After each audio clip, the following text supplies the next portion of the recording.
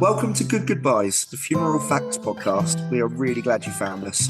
In this podcast, me, Simon, a funeral director, and me, Tina, I'm an independent celebrant. we have discussed all things funeral in an informal space to demystify what happens when we say goodbye. Based on your questions and queries, Si and myself are two industry professionals that are going to chat through the hows, whats and wherefores. We actively work in the funeral industry in Devon in the UK. So, we hope you enjoy the episode ahead. Welcome to Good Goodbyes.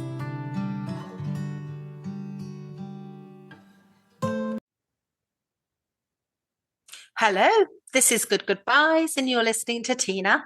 And today I have Dr. Lisa Cherry with me and we are going to be talking about what Lisa's up to at the moment. She's a trainer, an author and a speaker. And something has happened recently which it's a good thing to talk about. She's realised there might be some gaps in the conversations we have about death and dying. Lisa, welcome. It's lovely to have you here. Hi, Tina. It's really lovely to be here. And this is the first podcast I've ever been on where I'm going to be invited to talk openly about death and dying. How does that feel? It feels really good. I think because we don't really talk about it. And as I often say to people, I don't mean to have any spoilers here, but we are all going to die. And so to be able to talk very openly about it is a joy. And I hadn't really appreciated, excuse me, just how much people avoid talking about it. Yeah, I think that's a really big thing. I'm on the cusp of getting a T-shirt made which says, if you talk about sex, you won't get pregnant. So if you talk about death and dying, you won't necessarily die any sooner. I like that. Because in my work as a celebrant, and I was a nurse in a hospice for 7 years, I truly believe that this is something we should all be talking about as best we can and feel more open to have these conversations. I think it helps us. I think working in a hospice, and I don't know, I haven't even ever been in a hospice, but I think working in a hospice must just bring so much wisdom about the life cycle, maybe much in the same way as being a midwife does. And I did meet somebody who was a midwife and had experience working in a hospice. And I just thought, what an amazing experience to be at the beginning and the end of life in that way. Yeah, it's like a bookend kind of idea, isn't it? Yeah. Yeah, I mean, when I used to go to the dinner parties, people had said what I did, people used to go, oh, it must be so sad. And I'd say, there are, of course, moments of deep sadness, and you're around a lot of grief and sadness, but there are moments of incredible joy. And you see people not realizing they don't have the amount of life that they'd hoped for. Perhaps they get some news which is going to shorten that trajectory for them, and just beginning to make different plans, or communicating differently, or using their time differently. And that's where you see a lot of the joy playing out. And you do hear a lot of laughter and a lot of happiness would be going on. And I felt very uplifted and purposeful when I was there. I can imagine. So you've been doing a bit of work around this lately. Tell me a bit about that. Yeah, I mean, accidentally, I have to say, I hadn't ever worked around the area of death and dying. My work's been very much within education and children's services and bits of health, criminal justice, but not really thinking about death and dying. And then just over 2 years ago, I was diagnosed with multiple myeloma, which is an incurable cancer. They say it's treatable, but not curable. But none of the treatments worked for me. So something's treatable if your body and your actual makeup responds to the treatment. They don't say that. When you go and they say it's treatable, you're like, oh, great. What you don't realize is that you have to experience it in that way. And the treatments that were available, I just didn't respond to for any length of time. And that resulted in me last July being told that I had months to live. Hence, arriving accidentally into this place of thinking about death and dying. I mean, I must say before I go any further that they put me on a trial as a last ditch attempt, and the cancer is not present in my body at the moment, which is amazing. Fantastic. Wow. It's a real wow. But you can imagine, I'm sure anyone listening can imagine that what it is to have in your mind that you're going to die and what that looks like, and then learning that actually not yet. It's quite an intense, internally intense experience. And being told that I was going to die and I had months to live was one of the most defining and transformational experiences that I think I've ever had. And I've lived a bit of a life, but I think that was something else. I would imagine many people listening, as what you're saying lands with them, can't even begin to imagine. I mean, some people might have had a similar experience, but it's an incredible place to find yourself. Thank you for sharing that, Lisa. I'm really grateful that you have. So this has led you into some work called the joy in dying, which is a very sort of a bold and wonderful phrase, the joy in dying. And I can imagine people hearing that and thinking, is there? So, tell us a bit about that project and what it's been about. Yeah, well, it's something I'm doing with a beautiful friend and colleague, Arzhia Habibi, whose love died just over a year ago now of cancer. That he was in the same hospital that I go to, and so we both decided that we wanted to kind of explore death and dying in a very different way. And at the time, I was still very much in the space of, I'm gonna, I've got a few months left to live. The joy element. So we've called it Finding the Joy in Dying. It's a series of 5 conversations. The conversational aspect came from me being very open on my social media spaces about what was happening for me, and people writing to me privately saying, I want to talk about this. I'm going through the same thing, but no one will let me talk about it. They say it's morbid, it's depressing. And of course, people are going to experience this very differently, not just for yourself, you're going to experience it very differently, but I think you experience it very differently than the people around you, because they're going to be left behind missing you, right? So it's a very different experience. But so the conversational aspect was, let's have some conversations. The joy aspect was, because you're internally in your own mind. Other people are only having chunks of that in conversation, and you are a bit protective. But if you're experiencing it internally 24 hours a day. So you're processing it in ways that other people aren't. And I would say I processed it fairly quickly.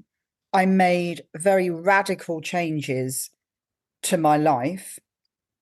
For one, abandoning my house and moving to go and live near my kids, selling my business, those kind of things, quite big things.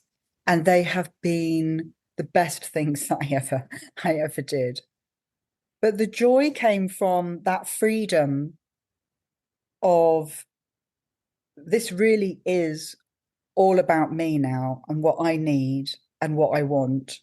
And also an understanding of the life that I had lived. And because I've had a wonderful life that's been very full, I have done a lot of what I wanted to do. I've traveled a lot. I've studied a lot. I've done lots of things I wanted to. I felt real peace. It felt joyful that I had had that life. Now, obviously, somebody who hasn't had a good life or is much younger or is leaving behind, dependent children, that's going to feel very different. And I really can only speak for myself here and for what was going on for me. And the listeners won't know, but I'm a 55-year-old woman. My children are adults. They're 27 and 29. So I think that's quite different as well. But I can only share my own experience on that. And that was one of the aspects of the joy, really. And this is going to sound really weird.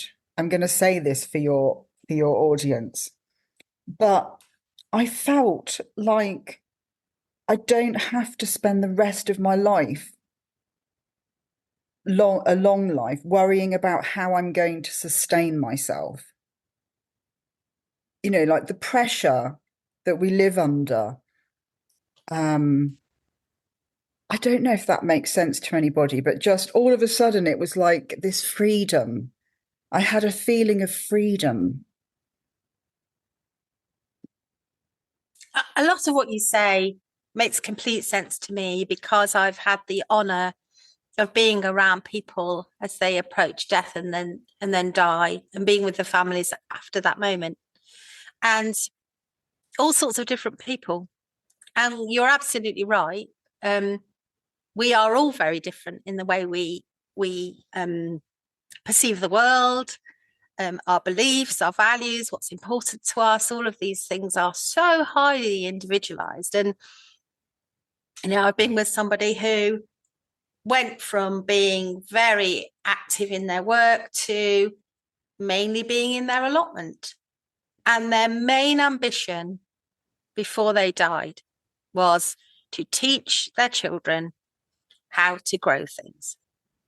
Oh, and they truly felt that if they just in the years ahead had grown a carrot, and they could think to themselves that Dad showed me how to do this, that would be not a bad legacy.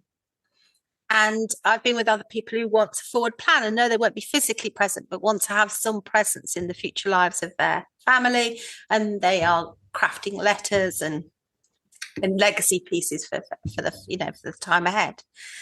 And how that feels so liberating. And so like you've got some control of something. And people have said to me, this is not something you get control of, Tina, and this is a bit of a tricky situation, but I'm going to take control of the things that I can. And that's what we did as a hospice, was enable them to be physically able and well enough to do that for as long as was possible. But yeah, it's so interesting to be with people as they explore all of this. And there was a young woman who was obsessed with Wimbledon, and her friends were all like, "Are we going to get her to Wimbledon this year?" And I said, "Well, we'll see what we can do." But unfortunately, she didn't physically get to Wimbledon itself in London to watch the tennis. But she had Wimbledon at the hospice in a room that was put aside for them, and they had champagne and strawberries and Wimbledon, and it was the laughter and the raucous shenanigans coming out of that room. At one point, I did have to go along and say, "Shh, just be mindful of where you are." But what a gorgeous group of friends! What a beautiful moment, really. It makes us think about things differently, I guess. It really does. And I think for me, some of the joy comes from, it's the ultimate uncertainty, isn't it, for a human? It's the ultimate, I can't control when I'm going to die, which for some people is very frightening. So they're very fearful about going out. They might be fearful about flying, or just fearful about dying because we can't control it. It's an uncertainty. So when someone tells you you're going to die, there is a relief in that, because all of a sudden this thing that you've had no control over now has an ending and has some sort of certainty. I think that might be something about it. I did read Elizabeth Gilbert's book, where she's I mean, she's exploring all sorts of things, recovery and addiction, but she's also talking about her girlfriend's road to death from cancer and the joy that she felt initially, because all of a sudden she had this freedom. And I thought, oh, that's really interesting. I wonder if this is quite a universal response. I don't know. Mm.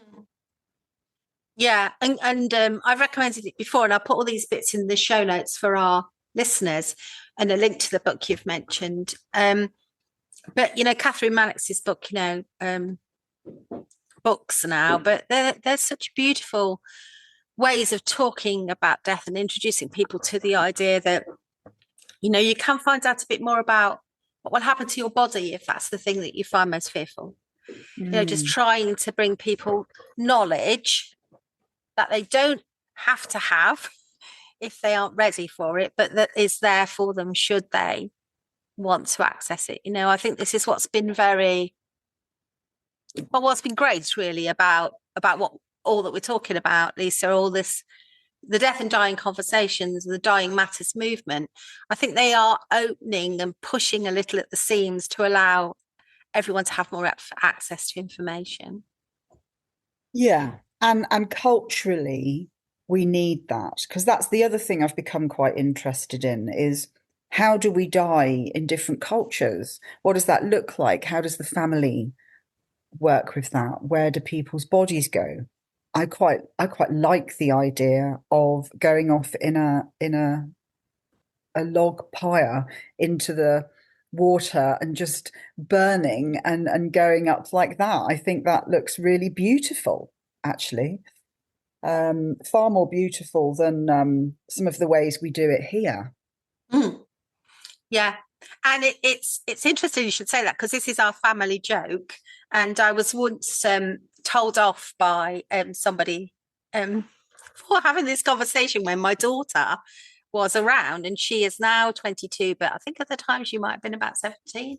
And we were just talking about what kind of funeral we would like. And I said, I would love a Viking funeral on the River X, but the council is highly unlikely to allow me to do that.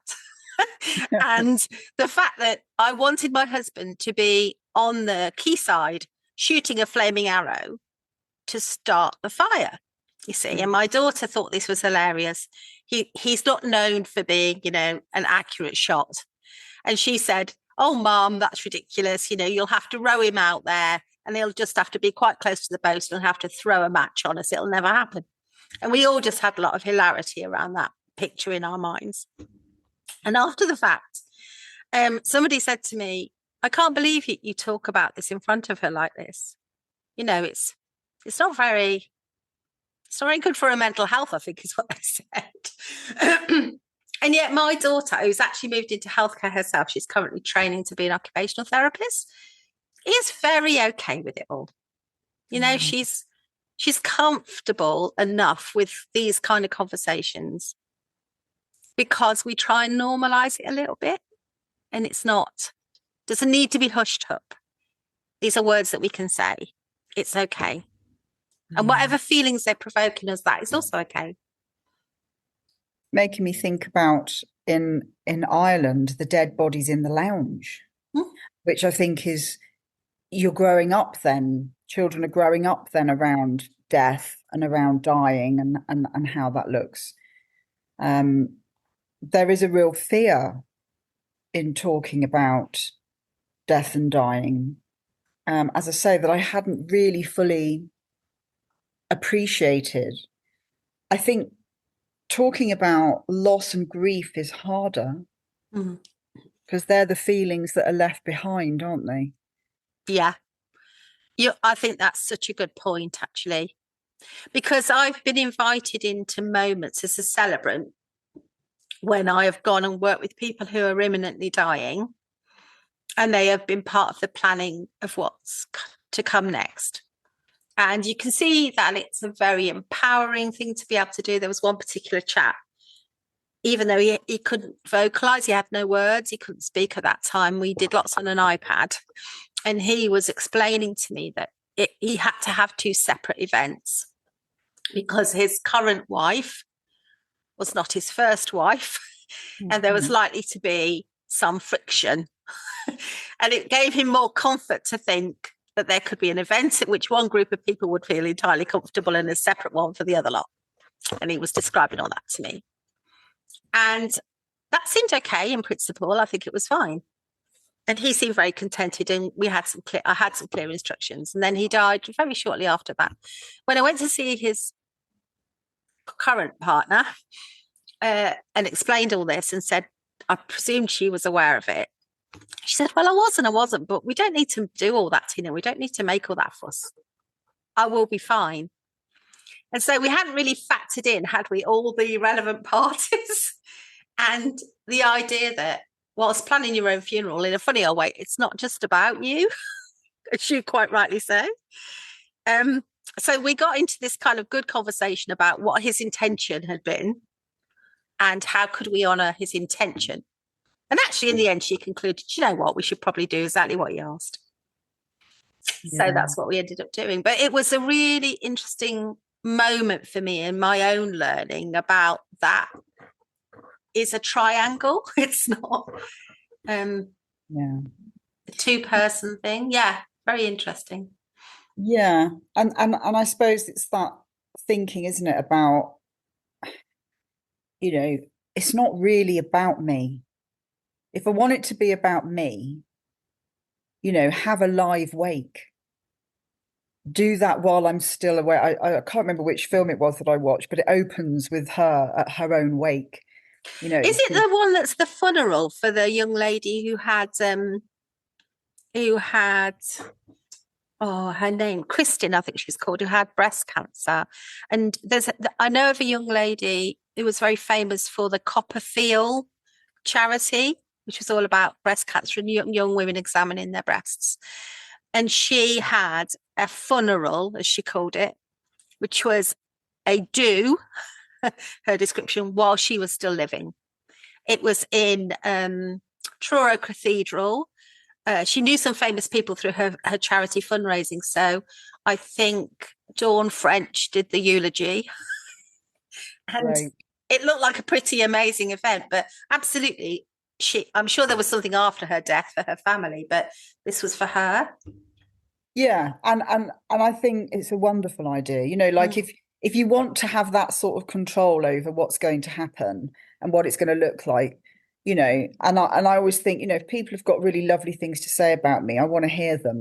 Don't be saying them after I've gone. I want to hear them now. So yeah, I think there's something really lovely about that, because really the funeral is for the family, isn't it? Yes. Yeah. The family to say goodbye in a way that's meaningful and symbolic and full of ritual for them. Yeah. And it is the bridge across which the grief goes. For me, a lot of people, as death approaches, well, there's all sorts of ways it might happen for us, but, it could be completely unexpected, or it could be expected.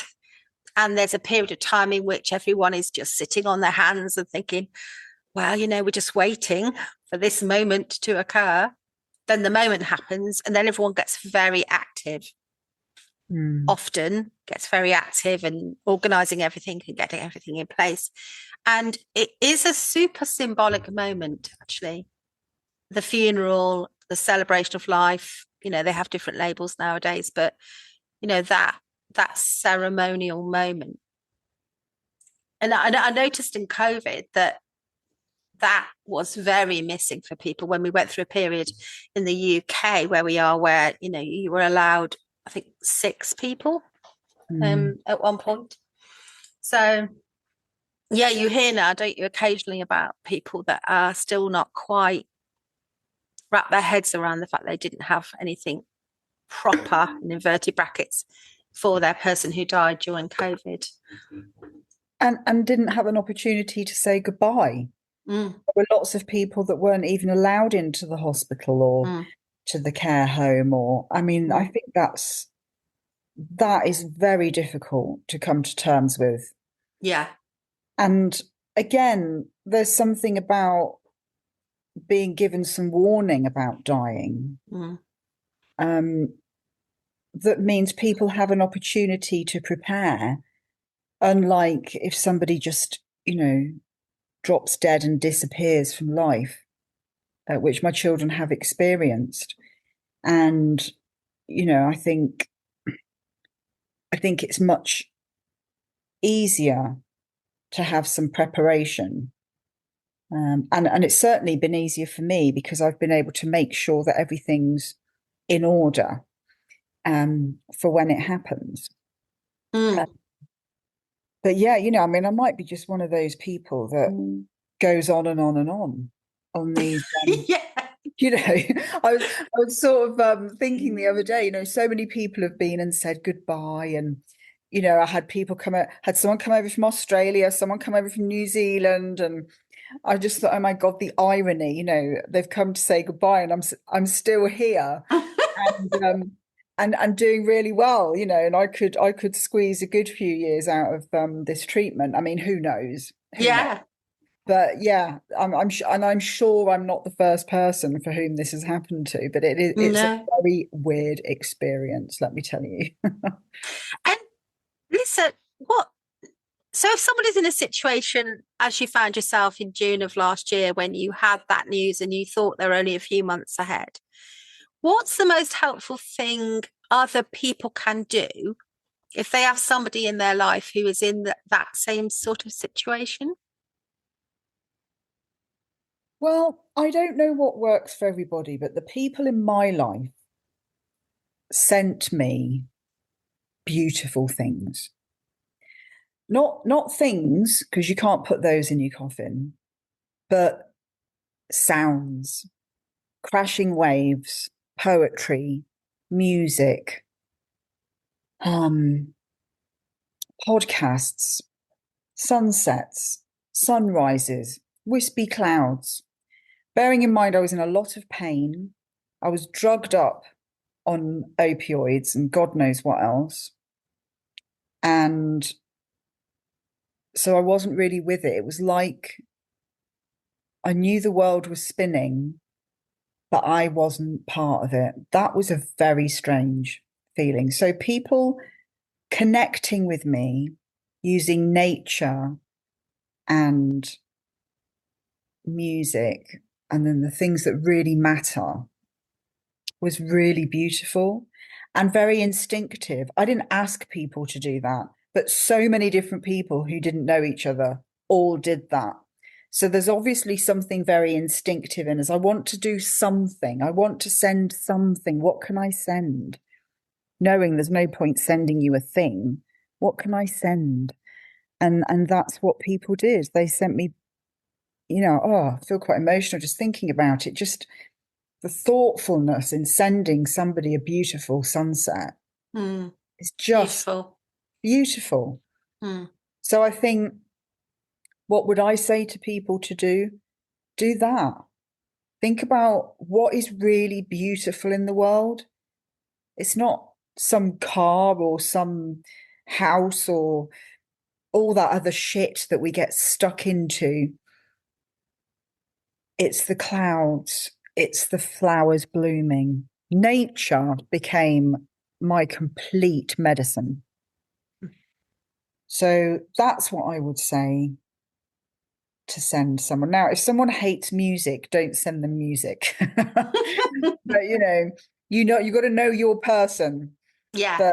But I think there's something very powerful about nature and about filling up somebody's phone with beautiful bits of nature. It's quite wonderful what you said. It's so beautiful what you said. And it is a moment for emotion, isn't it? Because when we feel that deep connection from other humans who love us, care so deeply about us. And sometimes, as you quite rightly said, Lisa, they don't know what to do. They feel a bit helpless. Do I not do anything? Is it too awkward? And my advice is always just like yours. Just reach out and do something small that feels personal and leaning into the things that person loved. I remember looking after somebody in the hospice, and they died in the spring. The windows were open. There was a lot of light and the nature was coming into the room. And they said, the family said, well, Tina, you know, she loves the birds, but she can't quite see them. And I said, and we were like, right, then move the bed. Let's get the bed moved. Let's get the bird feeder moved, you know, and they were out there tending the bird feeder all the time. And it became a bit of an endeavor for all of her visitors. And they would give a running commentary on any birds on the feeder, even when she had closed her eyes and was in a restful and place, more slipping away. And those are the moments of magic. And I think sometimes we sit around, don't we? We don't know what to do with ourselves. And, you know, especially those final moments, if you're listening and you're preparing for somebody to die, then, you know, it's really lovely to read to them. You don't need to sit in silence. You can read. I've been in a house as a community nurse where they carried on playing Monopoly for about a week because he loved Monopoly and the board was out and he wasn't fully engaged in it, but they would, you know, just roll the dice from time to time when someone came in the room and do a few moves and tease him that they'd bought all the utilities, and he normally did. And, you know, just that kind of connection and participation was there right until the end. And it was really beautiful. Yeah. Yeah. And I think there's something about, you know, once you're engaged in all the medical stuff, and this is something I do find quite challenging, you know, you're no longer the person that you are. You become this patient person, which drives me bonkers. And so anyone that reminds you of who you are, you know, what's made you important in the world, I think that's so important, because the medical model just isn't equipped for that. You've just got people coming in your room, we're just going to take your obs and we're just going to inject you here and it's time for your meds. And, you know, and inside it's like, God, you know, I'm a person, you know, I am important in this world. I'm not just a body for you to come in and do all that stuff with. And I realise, of course, hospice care is all of that. But prior to that, it's really not. So I think if someone around you is going through this, anything that reminds them who they are as a person, I think is also really important. Yeah. I couldn't agree with you more. There was a lovely lady called Kate. She was also a doctor, and I will put it in the show notes, but currently I've forgotten her surname. And she did a whole campaign called My Name Is. And it was because she was struck by how often people knew so much about her and were doing intimate things to her and they hadn't introduced themselves and it felt a little churlish. and she did this campaign, and it was a wonderful campaign for a long time. So if you're a health practitioner listening to this, you know, don't forget that it's really important to say what your name is and introduce yourself and connect on that human level before you do anything with your patients. I just think that was such an important campaign, really. Yeah. Absolutely. So before we sort of come towards the end of this episode, Lisa, is there anything in particular you wanted to say that you haven't had the chance to say yet? Do you know, I don't think there is. I think we've covered so much. You know, we've talked about joy, we've talked about the things that matter, we've talked about grief and loss a little bit, not a lot, because that's the hard stuff, but a little bit. I think we've covered a lot, actually. Was there anything that you wanted to ask me that you hadn't asked me yet? I think I'm just curious where this might take you next, really. Yeah, I've thought about that. I don't know. I'm really looking forward to the series that we're doing. It'll be really interesting who comes to that, who's interested in thinking about that. I'm naturally fascinated by other people. Other people are my business, if you like, my work. So I'll be really interested what people think, where their thoughts are. and we'll see what that sparks within me creatively. That is, of course, providing I'm still here, because who knows? Which the other thing I'm sort of thinking about is also about what will come next. I'll keep pondering and see where I go with that. But life does that, doesn't it? You know, something happens and then you turn a different corner. So we will see. And I certainly wouldn't have anticipated being on a podcast like this. So thank you so much for inviting me. Oh, thank you for being our guest. It's been a joy listening to you, and it's been a wonderful conversation. Thank you, Lisa. Wherever life is taking you, I hope you keep feeling all that joy. Thank you, Tina. You're welcome.